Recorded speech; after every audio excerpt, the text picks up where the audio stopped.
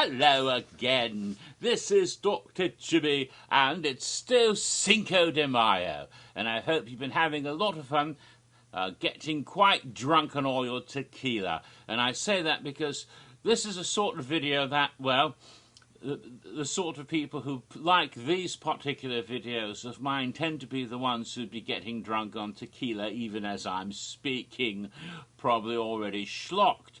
But when they do get around to watching this video, they'll probably appreciate it. Because it's cocktail time again. Cocktail time with Dr. Jimmy again. Yay! Yes, second house announcement was made last week. We have another haunted house announcer, Halloween Horror Nights in Orlando.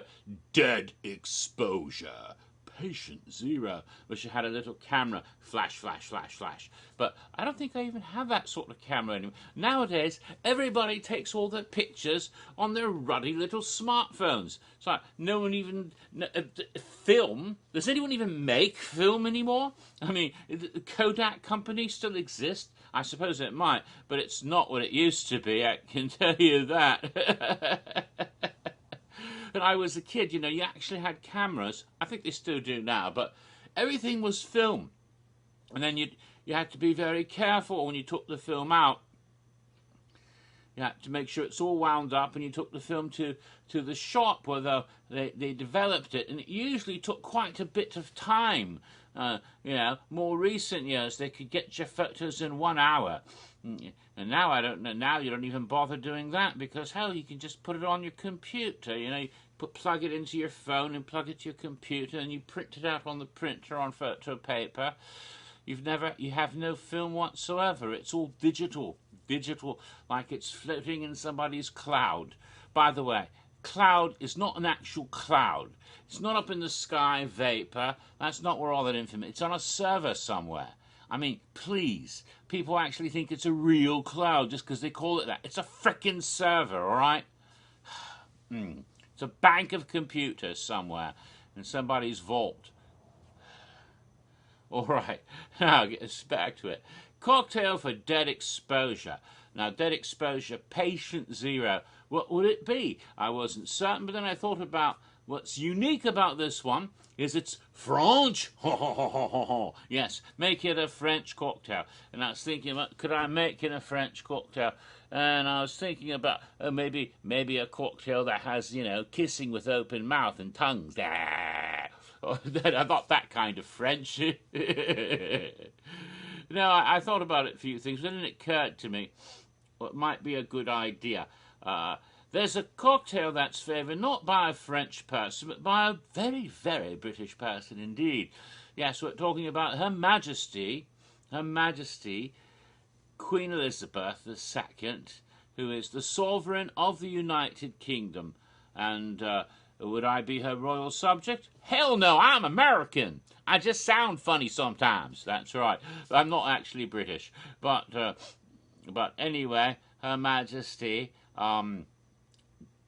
favours a particular cocktail which is also favoured by her mum.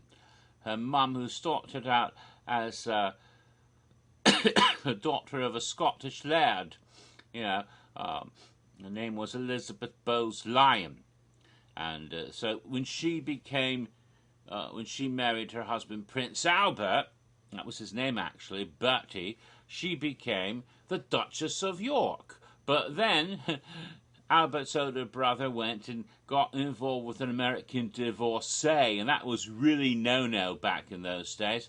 And so he had to abdicate. He wasn't allowed to be king.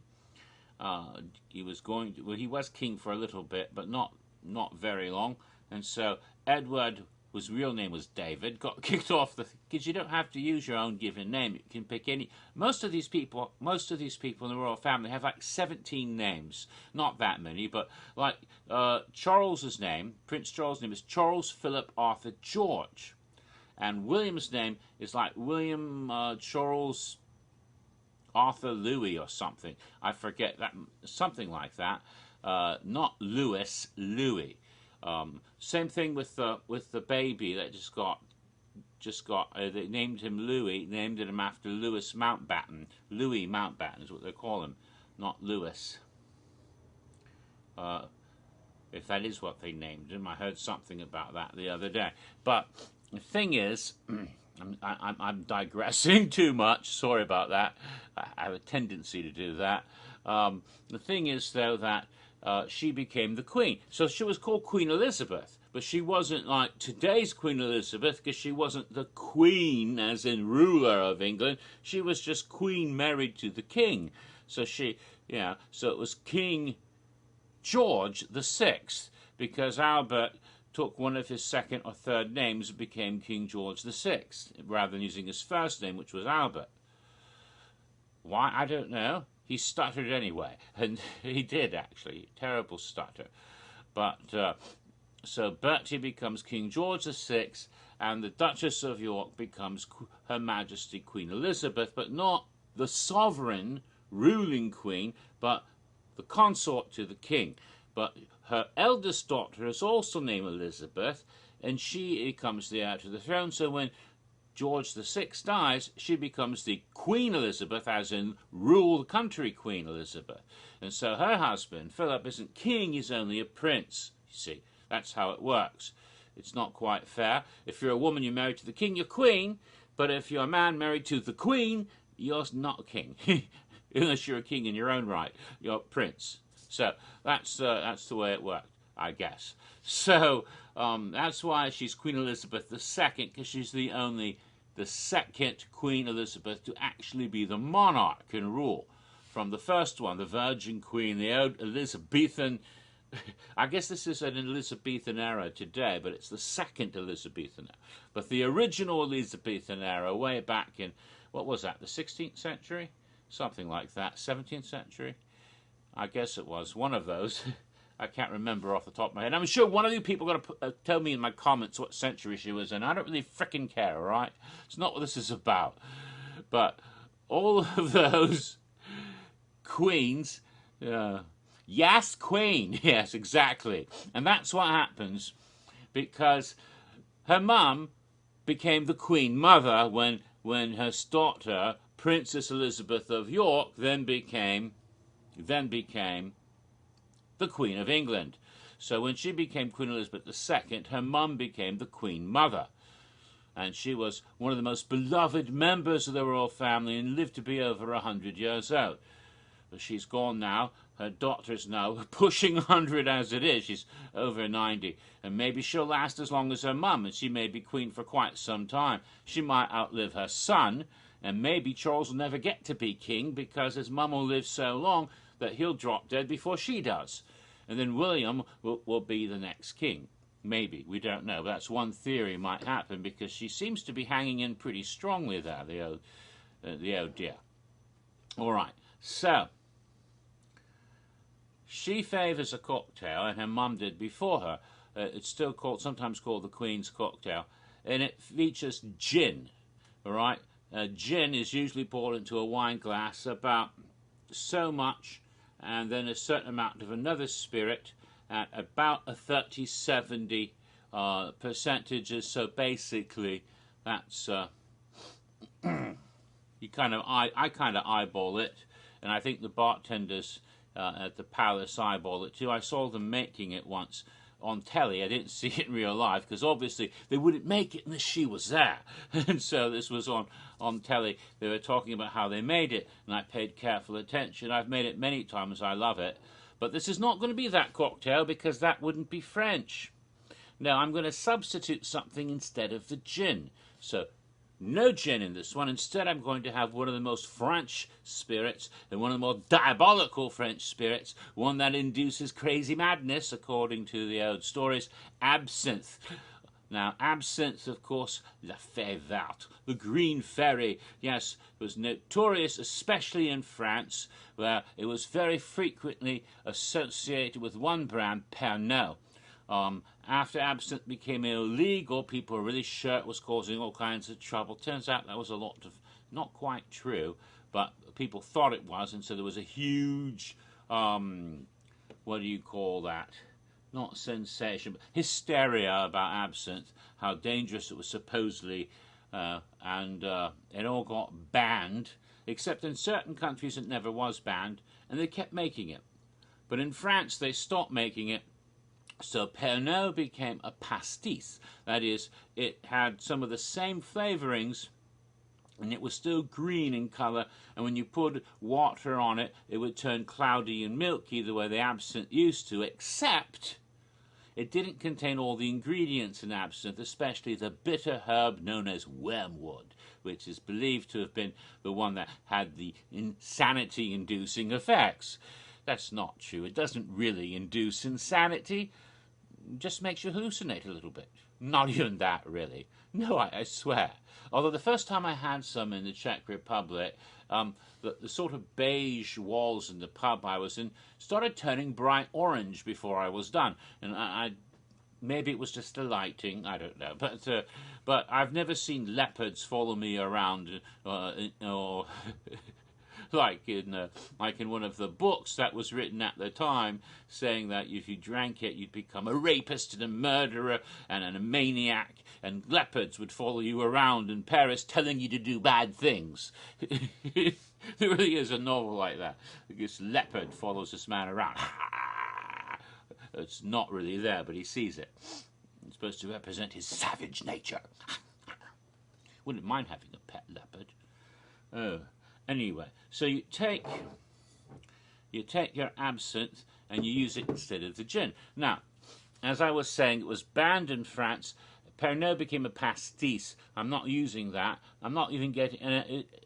about 20 years ago, they realized absinthe wasn't as bad as they thought it was. They also discovered it never really got banned in England, and so they started making it in Britain again, or selling it there, and eventually it was legalized in the United States and other countries, and then eventually now it's even available in France.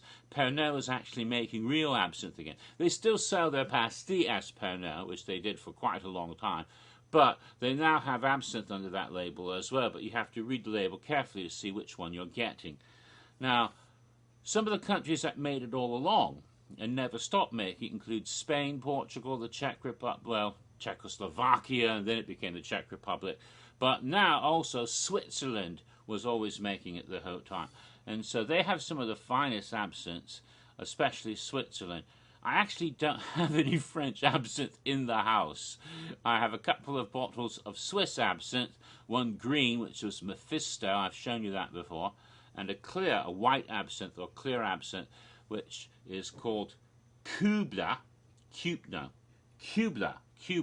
It is one of the better ones, and I'm going to be using that instead because, like gin, it's clear and it works better in the cocktail. It wouldn't make it icky looking.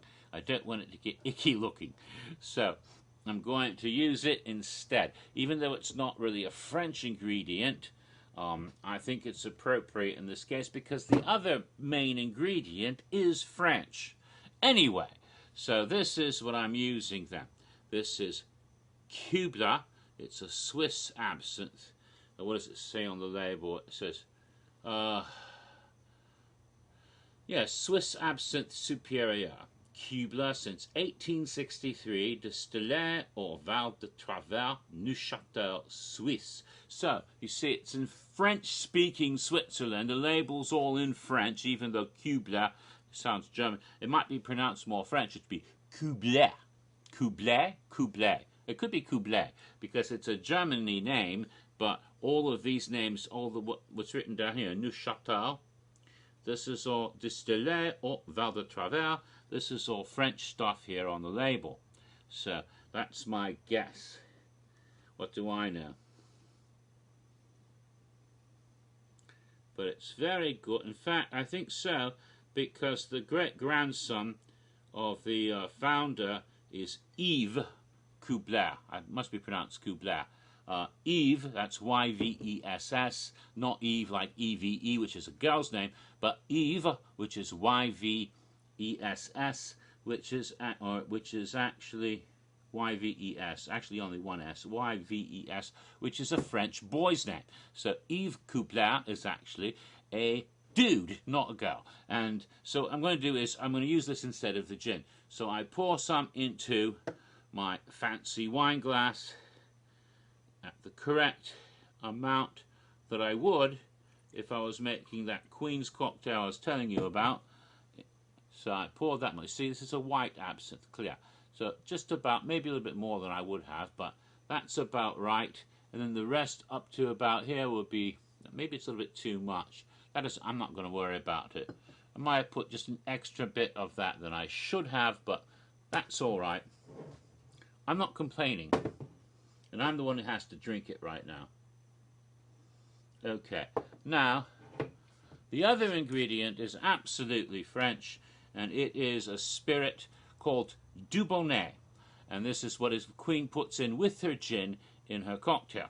Dubonnet is what they call a fortified wine. That is, it's wine with other stuff mixed in it, herbs and other things. What does it say? It doesn't. Anyway, but it's similar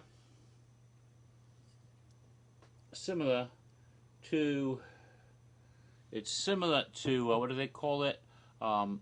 Vermouth. But it's not vermouth, it's a different sort, but it's the same idea, basically. Where they start with wine and then they do stuff to it, fortify it, add other spirits, other flavorings, and turn it into what's basically a different spirit. This is Dubonnet Rouge, because it comes in Rouge and Blanc. This is the Rouge, the Grand Apéritif de France, the great aperitif of France since 1846, from Dubonnet, Paris, France. Very famous brand, which also, I'll show you the label, Dubonnet, right? It's kind of shiny, but most importantly for me, it's got a pussums on the label. It's got a cat on the label. That's something Dubonnet has had for, well, since 1846. They've had a cat on the label, and the Dubonnet cat is quite famous. But what's more important about the cat is French and cats, cats and combs, because we may have a cats and combs connection to dead exposure patient 0. That's why I want to use it, definitely. So that's one of the reasons why I chose this particular version of the cocktail. And I'm pouring now Dubonnet into the glass, right about to there. So Dubonnet on top of the absinthe. And again, Her Majesty's favourite cocktail has gin and Dubonnet, the same percentages, 70 to 30, but I did this with absinthe, clear absinthe, not green absinthe. Now what's done is a lemon is put in. A lemon is put in, and I have a slice of lemon prepared. Her Majesty, when she has the lemons done by her bartender, her barman, all the little seeds, or pips as they're called there, are removed, because Her Majesty doesn't want to be offended by finding a seed falling out in the bottom of a drink and she chokes on it. That'd be very bad. Don't want that. So they remove them all completely. And if you really want to make sure you got them, when you pick them out with a knife or whatever, hold the slice up to the light and you can see if there's anything still in there, you'll see the shadow of it. So you put that in to the drink carefully, because sometimes it splashes the liquid outside if you're not careful. So just float it like that on top, and then after that put some ice on it. Her Majesty usually asks for 3 ice cubes, so I'm going to put that on top of the lemon slice. Just, damn it, I dropped it on the floor. 2 ice cubes on top of the lemon slice. Normally I put 3, and I put them. I brought them in this little glass so I would have them here with me, but 2 of them fell on. One just fell on the floor. So basically, it's this is what it is. The cocktail Her Majesty drinks would be gin and Dubonnet, again 30-70 percentages, and then ice, a slice under the ice, as she puts it, as they put it. In other words, a slice of lemon with some ice cubes on top. And this tastes nothing like that cocktail. Nothing at all. Because it doesn't have gin as absinthe. So it gives it a completely different flavour. Wow. I drink that and say, was this a good idea? Because the gin and the Dubonnet flavour kind of, I always thought the Dubonnet overpowered the gin, but I'm guessing that's not quite what happens. I think that Dubonnet is more mild than I thought it was. or the absinthe is a hell of a lot more stronger. But, whoa, you get that potent licorice anise note comes in very strong, even though there's more Dubonnet in there. However, Dubonnet is very sweet, and the sweetness does set off the bitterness of the absinthe. Just as when you make absinthe, what you normally do is dilute it with water, and what you do is you put like a sugar cube, and so you have the absinthe in a similar glass perhaps to this one on the bottom like we showed. You put a sugar cube on a slotted spoon if you're just going to have absinthe, right? You put that on top and you get icy cold water and you drip it on top.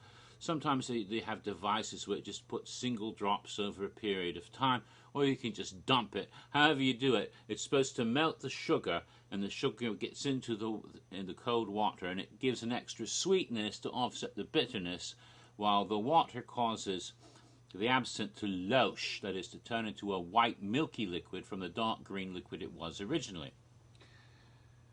Dubonnet does not seem to cause absinthe to loche. It doesn't look cloudy at all. But Dubonnet is not water. It's a fortified wine. Actually, the more I drink of it, the better it tastes, which is normally what happens with the cocktails. But the first sip kind of hit me. Wow. It was like, you know, if you got a bunch of really strong black licorice and you bite into it, it can hit you pretty strong at first. If you're from Scandinavia and you like that licorice that has like salt on it, it's actually ammonium chloride, I think. It's not the salt we're thinking of, and it has a more potent, powerful, ammonia taste to it, and it's one of those acquired tastes. If you don't grow up eating it, you try it when you go to Norway or Sweden and try some of that licorice there, and you go, oh my kiki foo, I don't want to eat that shit. No, but the fact is, if you grow up eating it, you might like it a lot better. Just like Marmite, if you had Marmite or Vegemite as a little boy, as I did, because I had friends from Britain and Australia when I was living in Japan. See, I'm from the United States. I'm an American, damn it. But growing up in another country where English wasn't the language, English-speaking pop culture sometimes was English-speaking from other places than America. So I can watch, like, Combat, which was the old war TV program from the 60s on the television, but also maybe episodes of Doctor Who. And that warps my brain. So I sound like this half the time, and like an American the other half the time, and I don't know who I am. Actually, I'm from Hawaii, brah. So like that. That's why I went after Japan. Went to Hawaii. This is not bad. And I want to keep track of the time. Don't want to, it's only been 23 minutes, but there's some things I want to watch on telly tonight. Oh, good day for me today. I picked the horse. This is May Day, right? It's May Day, but it's also Derby Day. Horse. It was, Horsey Day, horse racing day in Kentucky. Oh, I should have had some bourbon. Well, that would be for different. Do they ever have a horse race haunted house? In Britain, they don't say Derby; they say Derby. Yeah, but Derby is usually the race they have in England. So the Kentucky Derby and the British Derby, right? But the Kentucky Derby, they have a wonderful horse race every year, and it's all day long. There's stuff on the telly about the horses and what's going to happen, and then the sporting event itself is like 2.5 minutes, and it's done. It's like that's it. Yeah, it's one of the most anticipated sporting events of the year, and it's over like that. It's like holy pa! Yeah, it's all done. Horses go around the track a couple times. It's done. All right.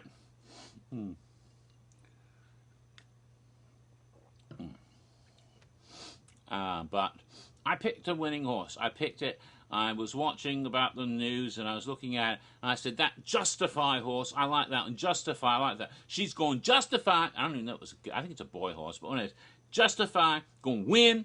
I was saying that. I was saying that all day. And then when I watched it, yes, got it. But I didn't put any money on the damn horse. If I put money on it, I have more money now. Well, I have money anyway, so I'm not that worried. It's not like I'm poor or something. I need money to survive and eat and something. I'm taken care of. I have enough food and cats and booze to get through life. So, not worried about that. But it would have been nice though if I had made a little bit more. I think the odds were pretty, it was pretty much a favourite horse anyway, so I don't think it would have been a hope. It's not like it was a long shot horse that would have made, way more money than because of the odds. So, but nevertheless, it would have been a winning horse if I'd actually put something down on it. But I don't gamble. I'm not really that much of a risk taker. But I picked it though, and I think the last time I picked it for the Derby was Affirmed, and that was like 20 years ago or something. Affirmed won the Triple Crown too. It was like, that was a good horse. I don't think this one will. Maybe, who knows? Oh. Anyway, so this is my cocktail for dead exposure patient 0. As I said, a variation on a cocktail favoured by Her Majesty. Instead of gin, I put absinthe and Dubonnet, and a slice of lemon and ice on top. Quite nice, actually. And the more I drink it, the tastier it gets. If you don't like, if you don't like licorice, if you don't like black licorice, you don't like anise. Not anus, that's something else altogether. But there's a cat behind me. The face shows up with the white, stark black and white like my hat, it's kind of, suddenly there's puss. But if you don't like that flavour, you won't like the cocktail. But if you do, it's definitely not bad. If you like Sambuca or what's the one from Greece? Is that ouzo? Does ouzo have that flavour? Is that no? There's something from Turkey. I think it has a similar flavour. Raika or something. Don't remember the name of it. There's a whole bunch of stuff. And every time I sip this, my memory gets worse. So hey, but there's lots of stuff that has that sort of flavour. And absinthe is one of them. And I rather enjoy it. But it works, although it didn't seem like it the first sip. The flavours are more compatible than I thought.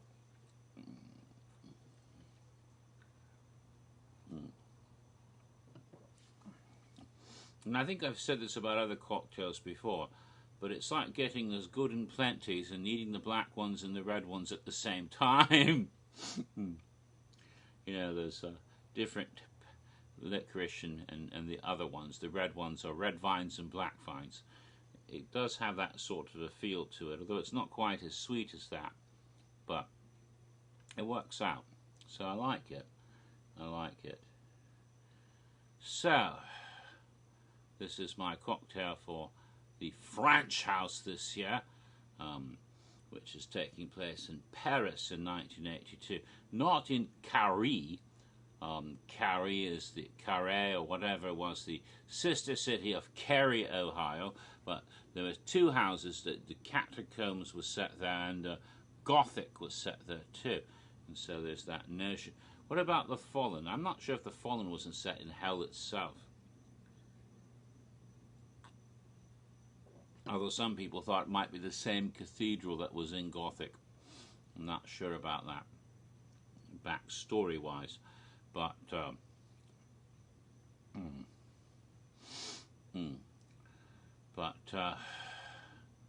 it looks to be quite fun, and if you drink too much of it, you will go blind. So it's appropriate there also. Now there was something else I was going to touch on in relation to the haunted house and the cocktail. Bloody hell, I hope I can remember what it is and not just sit here going for 20 minutes making you get disgustipated. Now there was something. If I remember it, I remember it, and if I don't, too bad, you won't never know. But I was saying before, I did want to get to the telly before too long, and it's about 11 o'clock. Yeah, I was going to watch Saturday Night Live tonight because it's a new one. It's been a while since they had a new one, so they got another new one. So I'll be watching that. It's not until 11:30 or so. To be specific, 11:29, I think, tonight. But there's also, I was also watching some stuff, streaming some stuff, and I've been watching some very interesting movies, streaming them. And I was going to watch this Korean horror movie called The Cat. Yes, cat. Which, you know, is a spooky movie with cats in it. And I've been watching a bit of it. I was able to get it at Amazon, but I can watch it and I, rent streaming it. And the rental was good for like 3 days, so I didn't have to watch the whole thing in one sitting. But I want to get back into that later. And earlier I did see another one that had cats in it too, oddly enough. Although it wasn't on the label like this one, there's going to be cats in it because it's called The Cat. It's a Korean horror movie from 2011. And so far there's a creepy little ghost girl and some cats that may be good or evil or both. There may be some good cats and bad cats, I'm not sure. But they're involved somehow with the spookiness and some mysteries involving some murders or deaths, curses, and this girl who has some problems, and maybe she's connected to the curse somehow. I'm sort of suspicious already that she and her sister are actually the same person, because if you have met, there might be that sort of Tyler Durden thing going on. Maybe completely off on that, but I'm suspicious of it. We'll see what happens with this movie before it's done, but I was enjoying it so far. Only got about the first half hour or so. But there's another one I saw earlier today, renting it at the Voodoo streaming service, and oh damn, I don't know why I never saw that one. It came out in 2008, and it is simply one of the best vampire movies I've ever seen. And somehow I missed it the first go around, and I never got around to watching it till this morning. And it's like, damn, this is really cool. And it's a really neat Swedish film called Let the Right One In. If you haven't, see this. It's really, really nifty. I don't want to spoil too much, but it has to do with a young lad encountering a mysterious girl in Sweden in the early 1980s. Yes, it's set in the 80s. Could it be a good Halloween Horror Nights house? Maybe. There's some neat scenes in it. Don't know if it would be something they could really use, but it's like a lot of really good horror movies in recent years. It may not have scenes they could use in a haunted house, but it gets to you. I put it up there with films like The Witch and It Follows and some other recent horror movies that were really well done. I really like this one. And it uses all the vampire rules, and yet it's got some twists that you don't really see coming till they hit you. I really, really like this movie. And it's worth a good look, maybe 2 or 3 looks. Although, I have friends, well, not friends, I know people who would never like this movie or the one I've been watching, The Cat, for the simple reason as they're not dubbed in English and you have to read subtitles. I mean, there's this one guy I knew, not a friend at all actually, Actually, he was an awful person, but he refused ever to see a foreign film because he hated reading. I don't understand people who hate reading, but there's too many words. I don't think he could read very well. And so he didn't like having to read, because for him reading was like work. Oh God, I have to read? Oh, I hate reading. And reading subtitles was too much effort for him and he hated it. For me, I don't understand that, because I was like born with a book in my hands from the time I was a little kid. I can't even remember a time when I wasn't able to read. And I can remember all the way back to when I was about 1 or 2 years old. Not kidding. My mum says that I taught myself how to read. She saw me flipping through books and teaching myself how to read somehow, and teaching myself the letters and how they sounded, and teaching myself how to count based on the numbers at the bottoms of the pages when I was like 2 or 3 years old. But I don't actually remember not knowing how to read. But my earliest memories go back to the year I was born, practically. Not quite that early, the following year when I was 1, 1964. Don't remember everything that happened that year, but I have some vivid memories of certain events. Let's put it that way. So for me, I just don't understand. Reading for me is like oxygen. I don't get someone. I'm like Klaus Baudelaire. It's all I want to do. So I don't get someone who doesn't read. I'd be a very good member of VFD. Libraries are my place. The world is quiet here. Yes, exactly. So that's sort of the person I am.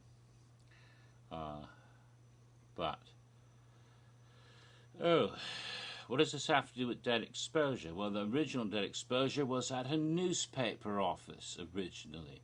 So it had to do with print, right?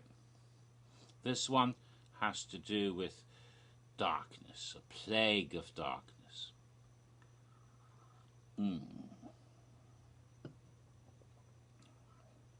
All right then, I'm going to wrap this up because we're getting close to time for me to go enjoy my other shows and to continue reading my books and other things I like doing. So until the next time, this has been the house cocktail for Dead Exposure Patient 0.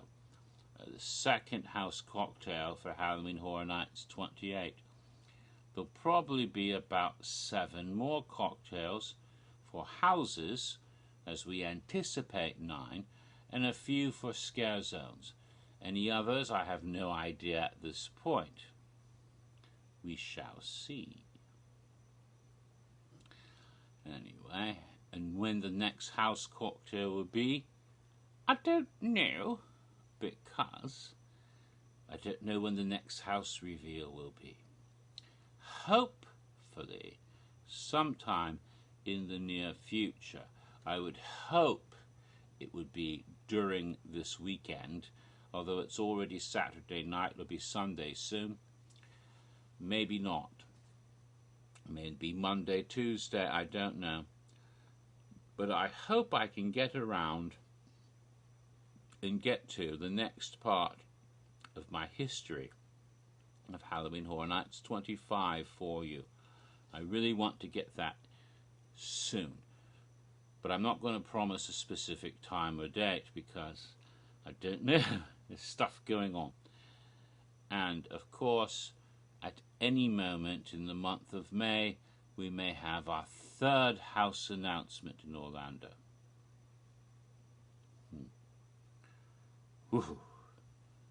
I'm getting really thrilled about Horror Nights this year. I really am. And it's only 132 days now, I think, till then. Yes, it's under 19 weeks now. It's like 18 weeks and 6 days. So we're getting rather close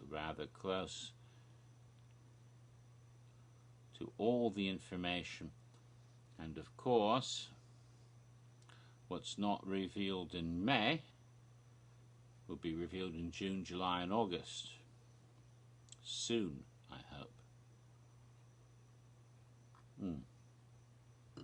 So then, that's coming up, and I will now close off this video, especially as it's 11:13 and I'm getting close to time for other things. So until we meet again, remember, if you're under 21, you cannot have a cocktail. It's illegal. And I certainly would not recommend it, and I would admonish you not to, because I don't want to get in trouble. I cannot be responsible for bad children, but don't do it now. If you're over 21, drink responsibly, and do not operate motor vehicles or lawn mowers or chainsaws while inebriated. You want to make sure you can drive clearly and safely and sanely and soberly, so you can see the people, so you can run over them properly and chainsaw them up properly. Otherwise, you could ruin your dinner.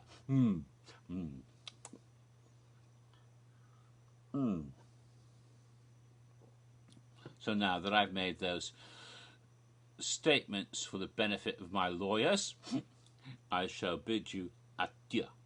No, not adieu. That means I may never see you again. Goodbye forever. No. Go with God, right? No. This is not adieu. This is au revoir. Until we meet again, mes amis, and we will meet again. Got to be romantic and Frenchy like, because it's the French liquors and the liquor. Yeah, in the French haunted house this year. That's what the zombies do in this haunted house, because it's a French zombie haunted house. They don't bite you, they just come out and use their tongue. They French you. And then they talk about how much a genius that Jerry Lewis is. A lady! Nice lady! This is getting ridiculous. I better end the video now before my head explodes. Bye-bye.